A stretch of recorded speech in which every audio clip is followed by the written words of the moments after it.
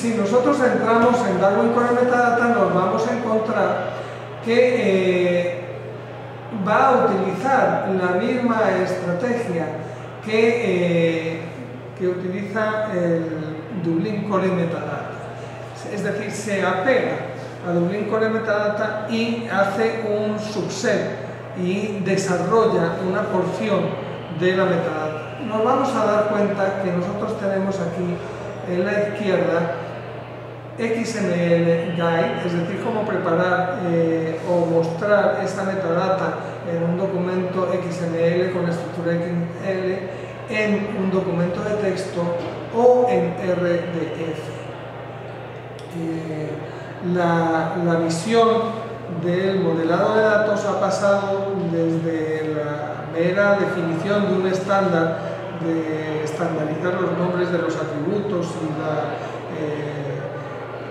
el dominio y el ámbito en el que esto se utiliza y a decir qué tipo de datos es, a una expresión más estructurada, hasta que hoy en día estamos en la explosión de las ontologías. Llevamos fuera de cámaras hablando de ontologías mucho, porque es una forma de expresar no solamente los datos y las relaciones entre ellos, sino la lógica inherente a la estructura. Eso nos lo permite una capa que es RDF, donde podemos establecer no solamente la relación entre los datos, que nos generaría un modelo UML, sino la lógica que está dentro. Taniana, que nos acompaña en este curso, es especialista en ontologías y ya nos mostró cómo se construyen, ¿no? Aquí tenemos qué es el Darwin Core, de dónde surgió la motivación y nosotros tenemos aquí todas las referencias que utilizan, entre ellas pues algunas, por ejemplo, aquí están de dónde salen los nombres de las políticas, y vemos que muchos de ellos son del Darwin Core y otras son del Dublin Core Metadata y del TWG. Un montón de recursos que tenemos a disposición, ¿no? Vamos a ver, nos vamos a ver la guía de referencia rápida. Si me está cargando. Ok. En la guía de referencia rápida, por ejemplo, vamos a, si se dan cuenta, tenemos aquí la ocurrencia de un evento, organismos, muestras de material, especímenes vivos, especímenes preservados, especímenes fósiles, eventos, observaciones humanas, observaciones automatizadas, localización, contexto geológico, el proceso de identificación y taxones. Podemos ver, por ejemplo, taxones, y en taxones tenemos los términos que se utilizan en los taxones. El identificador del taxón, el nombre científico, un identificador, nombre aceptado, un identificador, el nombre parental, usado un identificador, original name, es decir, todos los términos que se utilizan, ¿no? Vamos a ver, espécimen vivo. El identificador nos está dando dónde podemos encontrar la definición del identificador, a qué clase pertenece. La definición es un espécimen que está vivo. El comentario, alguna discusión, tenemos un wiki donde podemos estar al tanto de las discusiones sobre ese término, y los detalles los vamos a encontrar acá. Espécimen preservado, lo mismo. Y vamos a ir, por ejemplo, en el espécimen preservado a ver cuáles son los detalles del espécimen preservado, ¿no? Entonces, en el espécimen preservados tenemos aquí el identificador, el espacio del nombre del tipo de especie, la etiqueta que va a acompañarlo, la definición, los comentarios, el tipo de término es una clase de un esquema RDF. ¿Y por qué está y tiene toda la información sobre lo que se está haciendo sobre el tema. Darwin Core Metadata es una iniciativa que está en constante desarrollo, de tal manera que no vamos a encontrar un esquema ontológico ni aceptado ni desarrollado, porque comienza Darwin Core Metadata como un estándar en el que este grupo de trabajo en bases de datos adopta estándares de nombres taxonómicos, después adoptó estándares de nombres geográficos, después adoptó estándares de atributos para describir especímenes, para atributos para describir taxones, y no está completamente terminado, sino que está en desarrollo.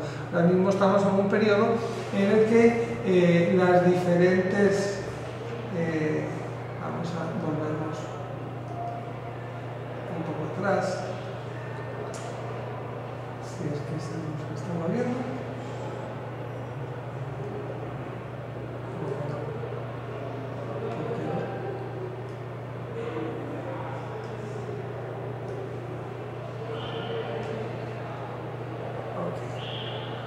Si nos vamos a la guía RDF,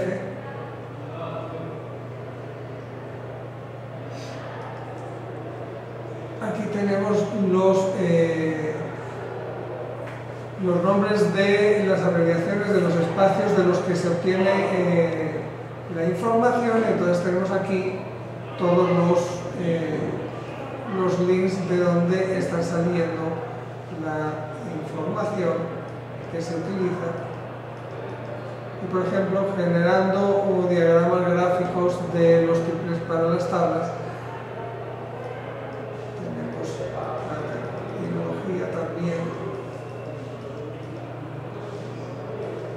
y los ejemplos de RDF no tenemos ningún gráfico, pero están empezando a desarrollar, a implementar toda esta metodología de metadatos en esquemas RDF para generar ontologías. Es evidente que hacia donde vamos es hacia la descripción de ontologías de biodiversidad que sean aceptadas de forma mayoritaria por la comunidad, para que el intercambio de datos y la lógica entre los datos sea consensuada. Bueno, Venezuela es uno de los países megadiversos y no está participando en estas discusiones. No hay nadie, no hay ninguna oficina, no hay ninguna especialidad, no hay ningún profesional pagado por el gobierno ni institución del gobierno que trabaje en biodiversidad que esté involucrado en estos procesos.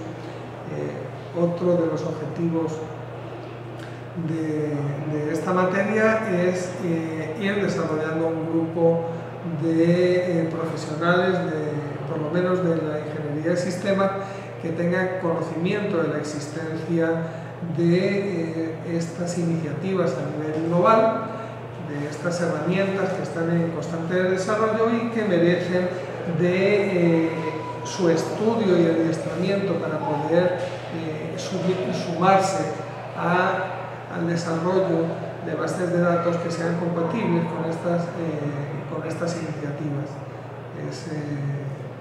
Es uno de los objetivos.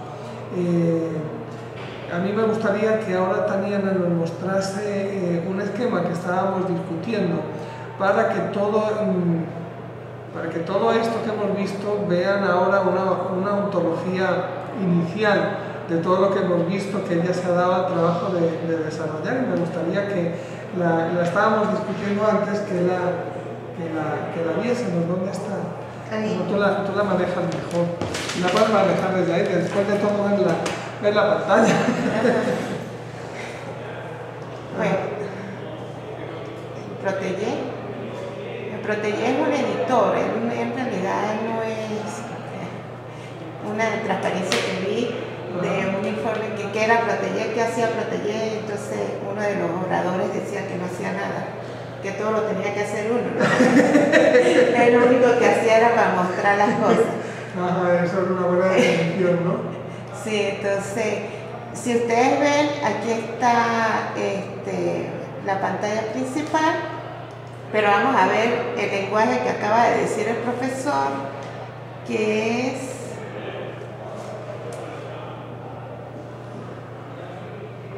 ya.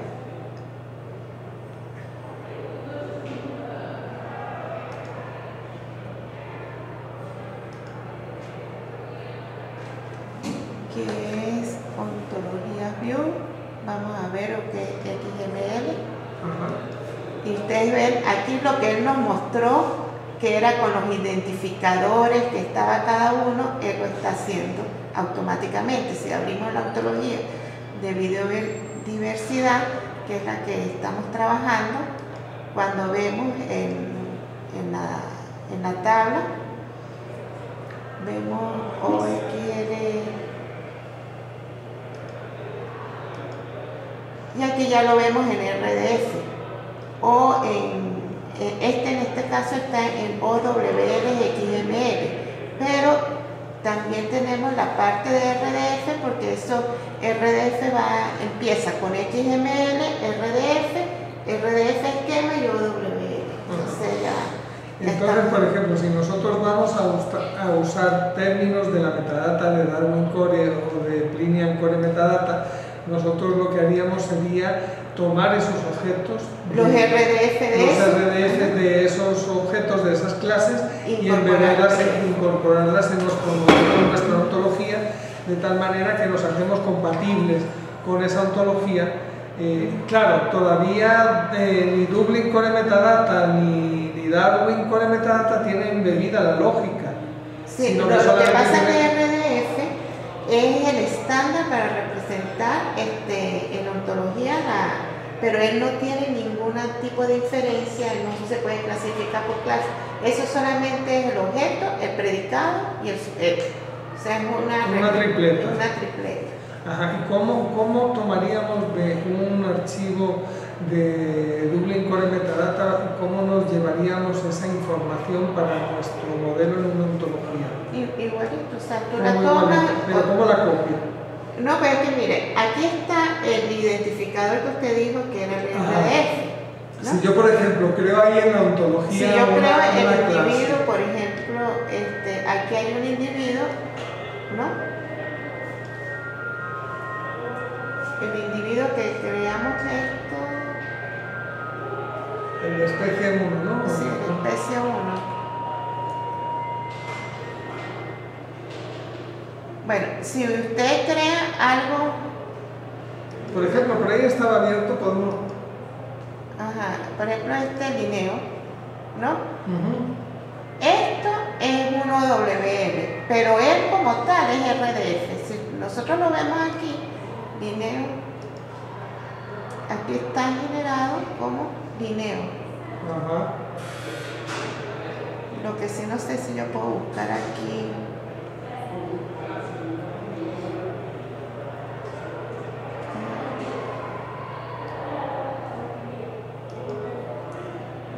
Vamos a ponerlo más grande para... Que realmente tenemos una pantalla bien pequeñita. Sí. Aquí es donde uno echa de menos tener 3 o 4 pantallas. Sí. ¿Verdad? Pero mire, aquí está definido cada uno de las subclases, de las clases y eso, ¿no?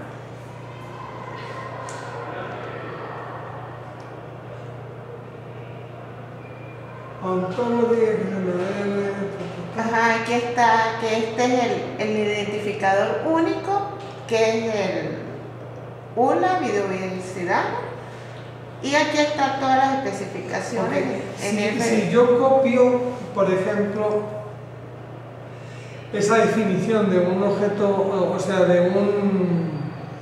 Si yo me copio una ontología que esté en el RDF, sí, y quiero mostrarla aquí, yo lo que hago es, vengo para acá, ¿no? Importo. Ajá, sí, importo en una ontología que contiene un específico name. Ajá, ¿y continúa y copio la RDF. Por ejemplo, aquí tenemos esta. No, pero por ejemplo, de esos estándares que estábamos viendo, podríamos tratar de hacerlo, importar un DVD vamos a ver si lo podemos bajar. Si lo podemos bajar Si lo podemos bajar, sí, lo importamos y podemos ver la información que está.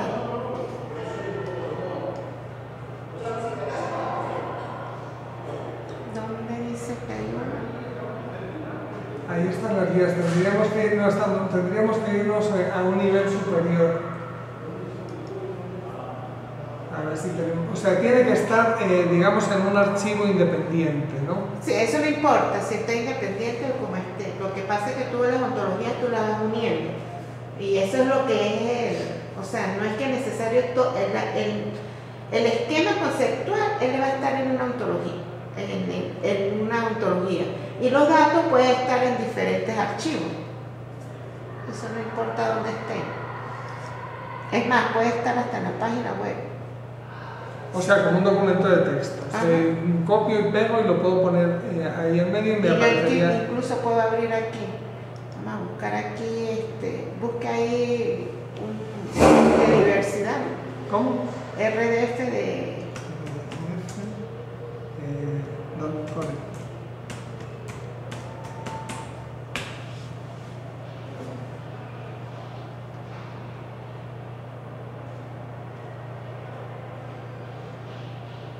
O sea, digamos como que la pregunta que yo me hago es, porque yo esto lo estoy aprendiendo con ustedes, es si de esta metadata que tienen en formato RDF o estos recursos que tengo un Unified Resource Indicator, un URI, yo puedo tenerlo mencionado en mi propia ontología, como para que de ahí todas las definiciones, o sea, yo no tengo que comentarlo, o sea, ya está comentado, o sea, ya está definido, ¿no? Sí, yo lo puedo hacer. Pero no hay una... No tenemos, hay sample, Darwin Core. O no, simple, es simple, ¿no? En realidad no tenemos... Pero por ejemplo, si yo conozco referencias... Curatoria, vete a ver... baja un momentico. Más abajo. Más abajo. Porque... más abajo. Ahí tenemos de científico.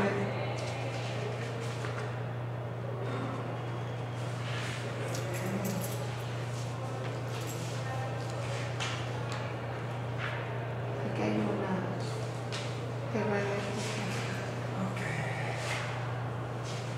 ¿Está bajando? el archivo RDF. Ah, ok. Ese es el que tú...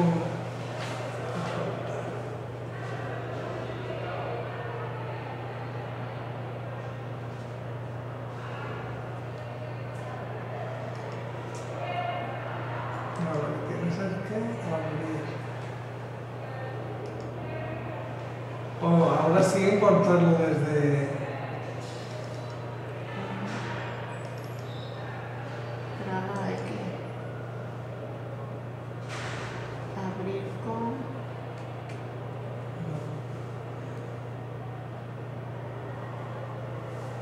No te deja, tiene que ser con el botón de la... No, abrir en abrir, pero te va a Pero dejar... no me dijo con abrir con. No te Tengo que deja. abrir aquí. Con el mismo protege, ¿no?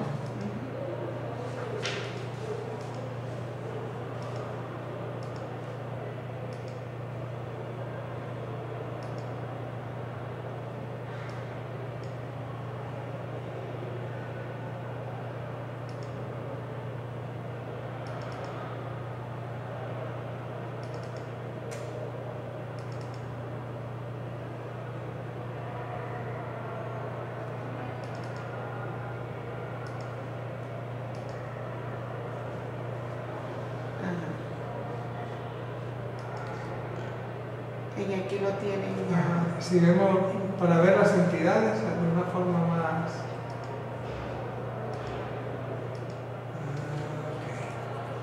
Ok, de ahí nosotros podríamos exportar o copiar y Sí, poner... entonces nosotros podemos llegar y decir que esta la podemos exportar en otro lado. Vamos a ver si tiene individuo. No, no tiene individuo. Organismo. Preserved specimen. Taxón. Taxón. No, no tiene. ¿Y qué relaciones? Oye, no tiene relaciones, solamente una... Tiene las definiciones, No hay definiciones ni nada. Ajá. Y eso. Ajá, y tiene, o sea, tiene las definiciones que aparecen ahí, como es la etiqueta, cuál es todos los comentarios que tiene y de dónde vienen las definiciones. Es decir, que nosotros podemos utilizar estos... Claro, me imagino que esto es un ejemplo. Ahí, Darwin Core tiene muchos más, tiene más y está empezando a desarrollarse. Es decir, que nosotros podemos surtirnos de... Pero, por ejemplo, cuando ya están definidas las ontologías y usted encuentra un nuevo término, por ejemplo, nosotros aquí tenemos ya definida taxón, bueno, se llama igual, ¿no? Claro. Pero una que se llame diferente, organismo que es un particular organismo definido. Pero por ejemplo una que vamos a suponer que aquí se llame otra cosa y yo ya la tengo definida en mi ontología. Tú la has llamado determinación y está puesto como identificación.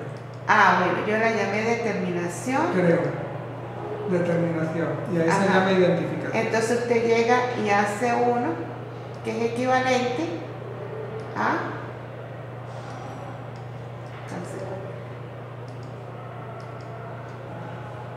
Coloque ahí la otra, profe. Identificación. ¿En la mayúscula? Sí.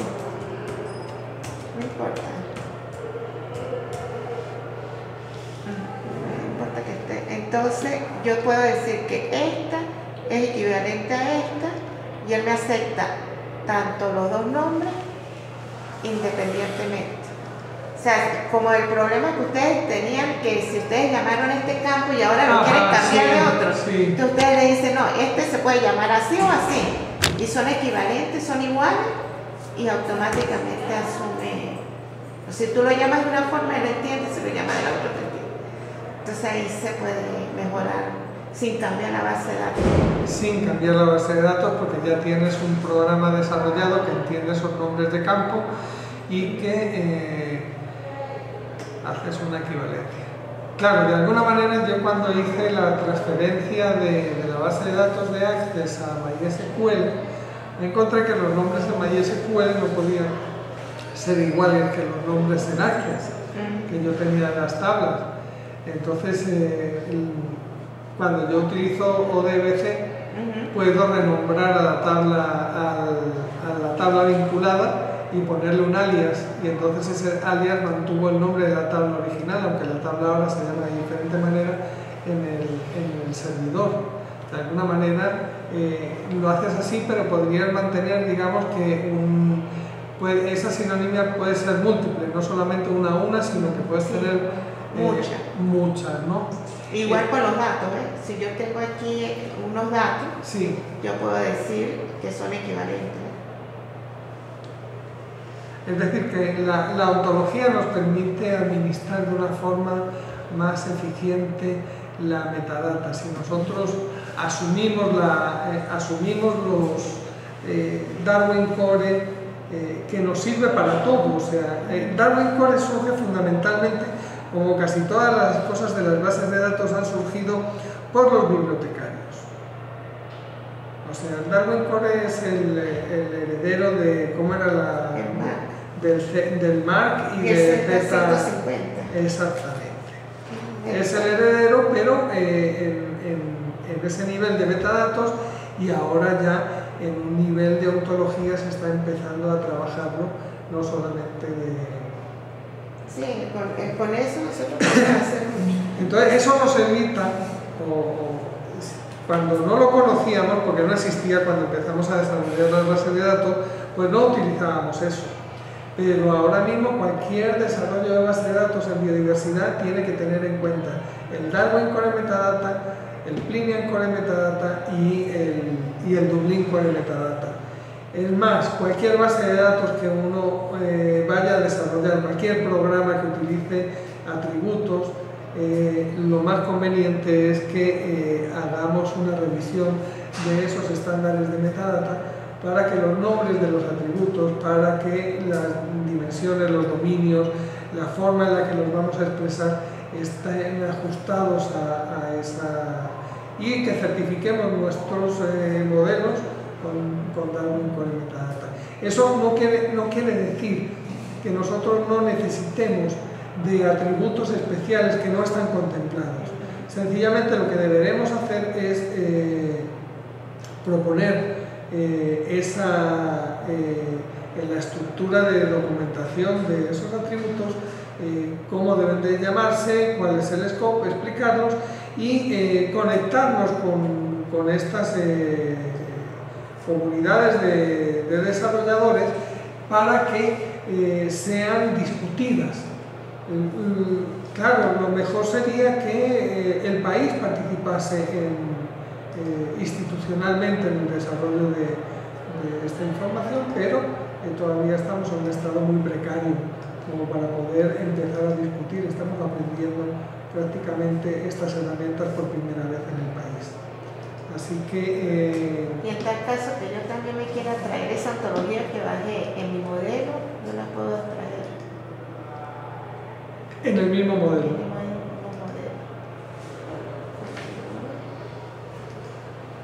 Y entonces aquí veamos a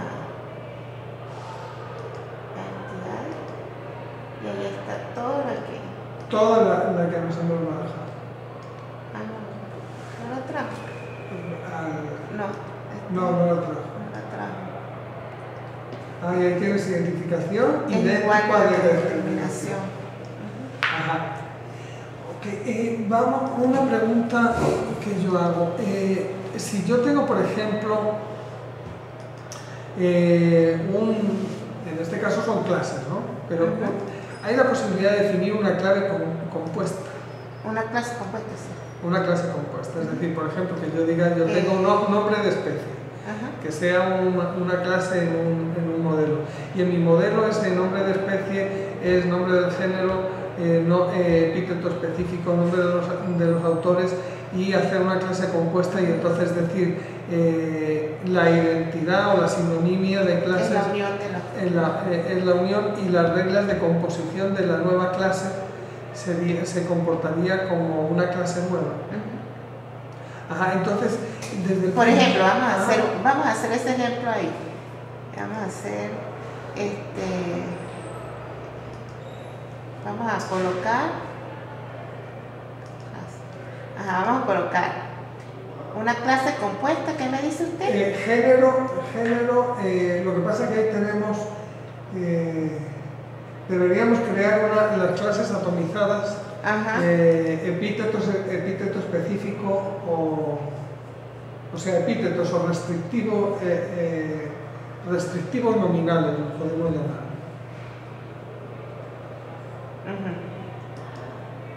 Entonces vamos a crear, pero por ejemplo, vamos a suponer que yo tenga una clase, yo aquí tenga una clase. Voy a cambiarla. Yo tenga, vamos a suponer el nombre y apellido de una persona. Ajá, exactamente. Por ejemplo, eso lo va a entender muy bien cualquiera, ¿no? Entonces yo tengo el nombre, ¿no? De X, ¿verdad? Y el apellido de la misma persona de X, ¿verdad? Okay. Entonces, ¿qué tengo? Yo tengo full name, full name o nombre completo es igual de X, es igual al nombre de X seguido o nes of de aquí sería apellido de X. Apellido Y. Claro, porque este es el nombre y X. Tenemos de X y Y, ¿no? Y apellido Y.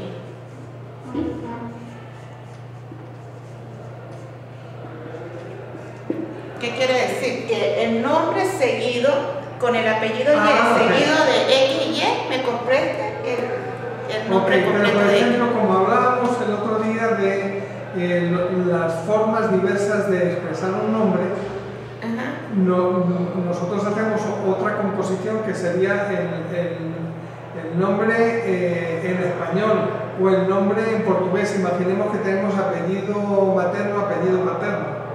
Y entonces en Estados Unidos tú dirías John Fitzgerald Kennedy, pero no, lo ponen como John F. Kennedy.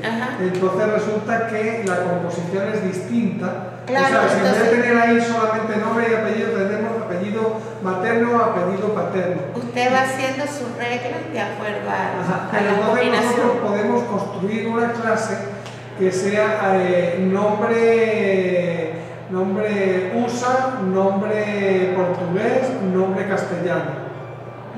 Como clases como composición de... Y después eso le dice que es el mismo, entonces es independiente, si lo hace equivalente, entonces es independiente si tú lo llamas como portugués, él va a reconocer que también es el nombre.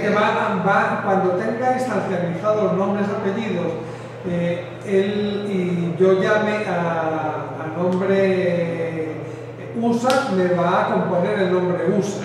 Y lo puedo utilizar como una clase para relacionarlo con el resto de las clases. Es decir, que utilizando... Estos son clases. Son clases, claro. Y estos son relaciones. Y esas son lo entiendo, pero digamos que estoy haciendo estas preguntas porque cuando uno ve una ontología, ve que en realidad hay muchas acciones que ahora mismo están sometidas al desarrollo de programas, es decir, a procedimientos de consulta y elaboración en base de datos por un procedimiento que quedan inherentes en el propio modelo. Es decir, que si yo almaceno en realidad esa relación, yo estoy haciendo, no sé, en Access sería como una función del propio sistema. Es decir, y usted tiene que hacer una relación aparte que reúna las dos tablas. No tengo que hacer eso desde el punto de vista del programa, sino que ya está inherente en la estructura de los datos. O sea, la lógica ya en la ontología, la lógica está en la ontología. Es decir, por ejemplo, si yo tengo el apellido completo y yo estoy haciendo el full name USA, que me haga la abreviatura, la regla de la abreviatura está inherente en la misma clase. Sí. Me parece una maravilla. Sí. Por ejemplo, el reconocimiento, yo hago una ontología que me reconoce una frase. Si es una frase de nombre, si es una frase, ¿no? Y yo hago, y tengo, te lo puedo mostrar, eso sí lo tengo aquí. Hecho. Y yo solamente coloco los individuos. Esto es viaje al futuro.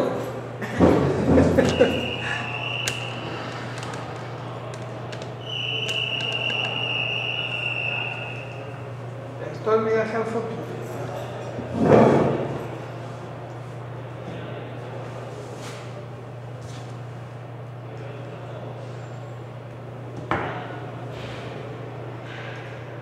Ajá, ok, cuando nosotros tenemos eso y claro, lo tenemos en Protégé o en una ontología, pero ¿cómo hacemos para, una vez que nosotros tenemos definida una ontología, pasarla o expresarla en forma de un sistema de información? Porque claro, es que la ontología, o sea, la ontología es una representación. Es una representación. ¿No? Es una representación formal y explícita. Sí. Si usted quiere ver, por ejemplo, en toda esa información en una página web, todo eso sí se puede ver. O sea, es independiente. Tu programa, tú llamas la ontología, así como tú haces en base de datos, igualito. O sea, tú puedes hacer tu backend de cada uno. O sea, eso no tiene mucha complicación. No tiene mucha complicación. Es decir, que es una plataforma que nos va a ahorrar muchísimo tiempo a la hora de presentar la información ya, no como información, sino como conocimiento. Sí. Por ejemplo, Universidad de los Andes, yo tengo una consulta que sea Universidad de los Andes, ¿no? Entonces yo le hago el razonamiento y ella me dice, me reconoce que es una frase nombre. ¿Por qué me dice que es una frase nombre?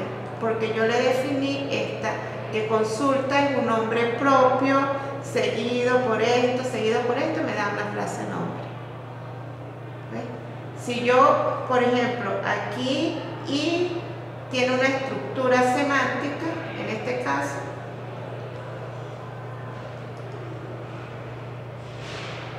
universidad es un agente. Ajá. ¿No?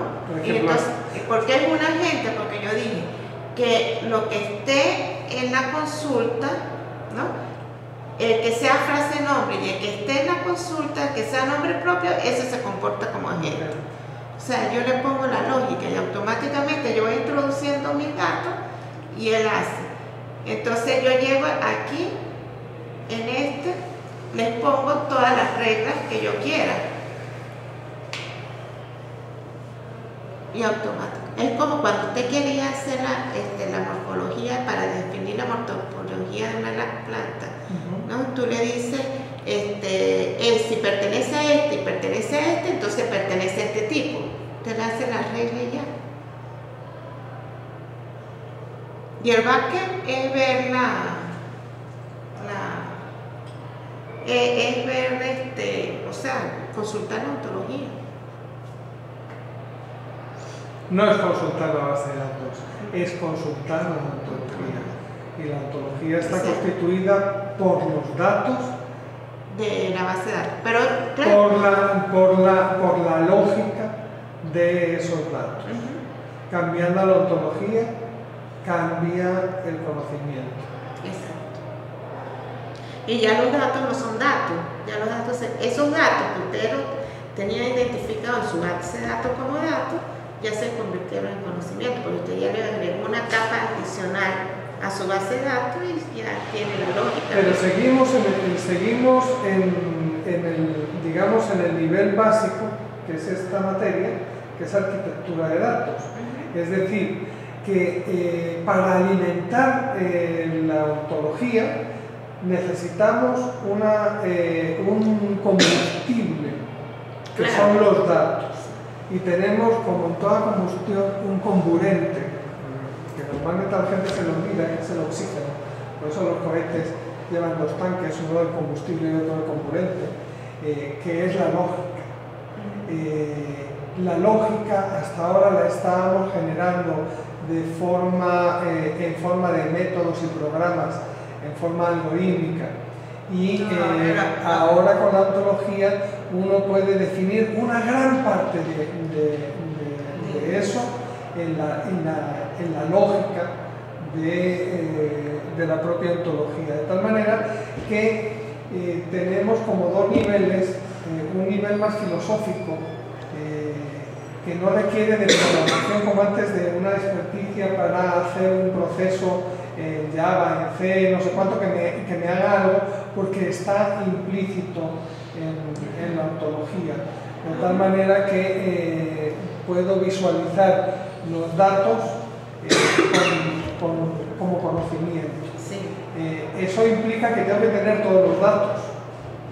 Claro, o sea, tienes que tener los datos para poder hacerlo. Y tengo que tener una interfaz para introducir los datos.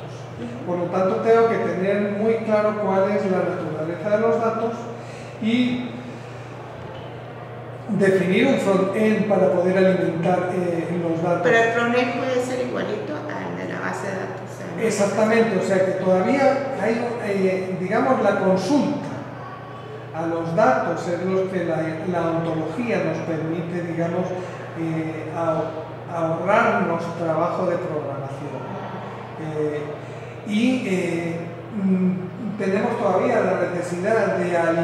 de alimentar los datos. Conocer toda esta estructura de metadatos definida, asumida, discutida de forma internacional nos permite asegurarnos que nuestros datos pueden ser utilizados en una ontología del futuro. Sí. No, claro, o sea, las instancias hay que colocarlas. Hay que colocarlas. Pero entonces ahora es más fácil porque tú especificas formalmente tu especie, ¿no? Y ahora cualquiera que esté en internet va a identificar el tuyo porque es el único que hay. Entonces ya tú puedes, no es necesario tener una persona 24 horas colocando los datos, sino si los datos ya están especificados, tú te extraes esa información. Ese es el compartir. Claro, eso es lo que vamos a ver el próximo día, que será mi última intervención, y después vienen las intervenciones de ustedes. Yo no he revisado los exámenes todavía, por hacerlo este fin de semana. Entonces, como yo no he visto los documentos, también los estudiantes indicaron cuáles son los temas en los que van a trabajar. No, solamente dos. Tú mandaste y otro. Tenemos solamente entonces dos personas que van a presentar seminario y proyecto. Hoy mando un correo otra vez. Creo que es necesario que mandar un correo para decir. Porque les tocará no la semana que viene, sino la de arriba. Presentar el seminario. Y las clases son hasta el 17. Ok. ¿Cuál es? En el rojo, ¿verdad? Sí.